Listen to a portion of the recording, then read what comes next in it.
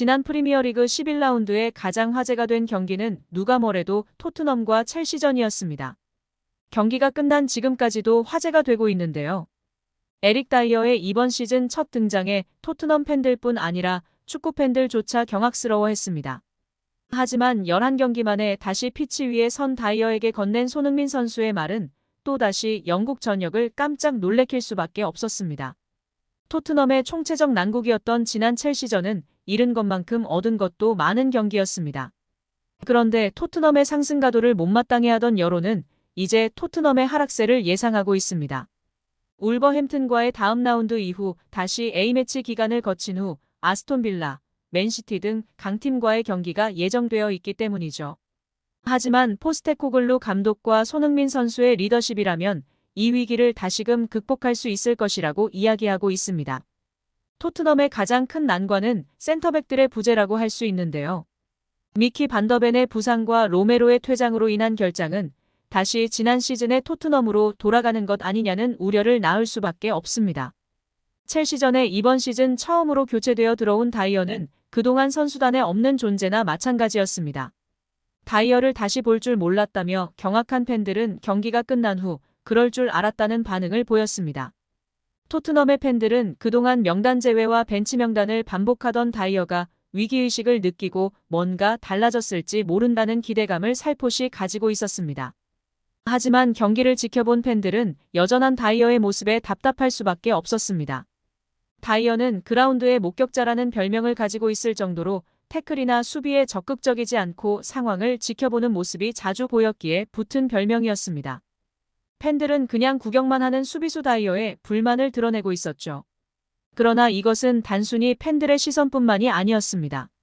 지난 시즌 가장 활동적인 수비수와 활동적이지 않았던 수비수에 대한 통계가 나온 적이 있었는데요. 예상했다시피 가장 활동적인 수비수는 로메로였습니다. 반면 가장 활동적이지 않았던 수비수는 다이어였죠.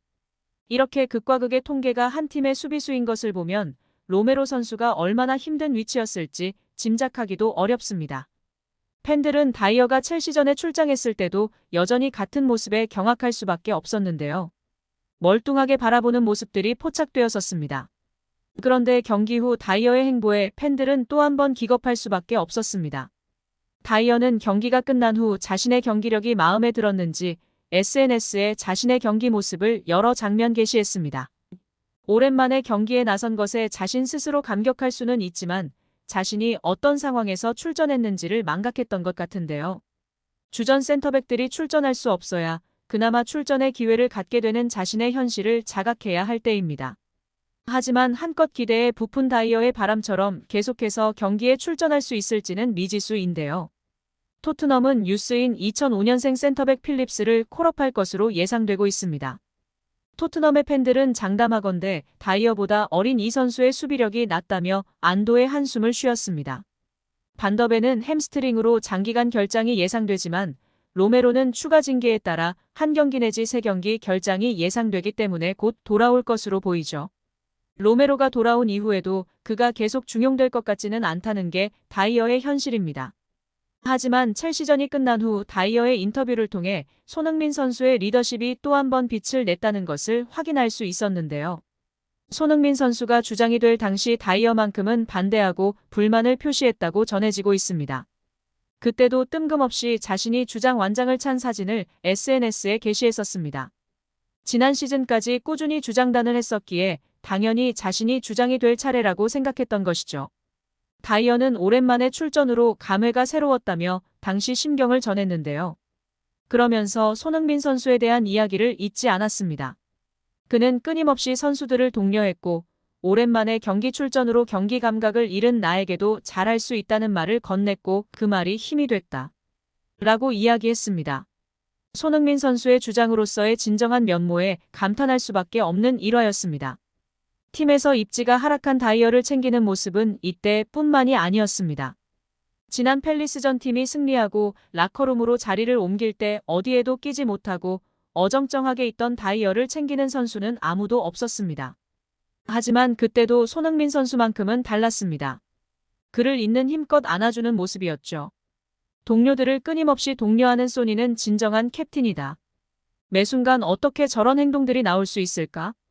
첼시에게 진 건 너무나 열받지만 원팀 토트넘의 모습에는 감동을 받았어. 소니가 이렇게 만든 것 같아. 위기 상황에서 더욱 빛나는 손흥민 선수의 리더십은 박수를 받을 수밖에 없습니다. 울버햄튼과의 경기를 앞둔 토트넘은 또다시 화제의 중심이 되고 있죠. 그들이 첼시전 이후 승리를 이어간다면 정말 무서운 팀이 될 거라고 이야기하고 있습니다. 또한 울버햄튼의 황희찬 선수도 최근 계속해서 공격 포인트를 올리며 팀의 주축이 되었는데요. 두 선수의 코리안 더비 결과가 벌써부터 기대가 됩니다. 영상을 끝까지 시청해주셔서 감사합니다.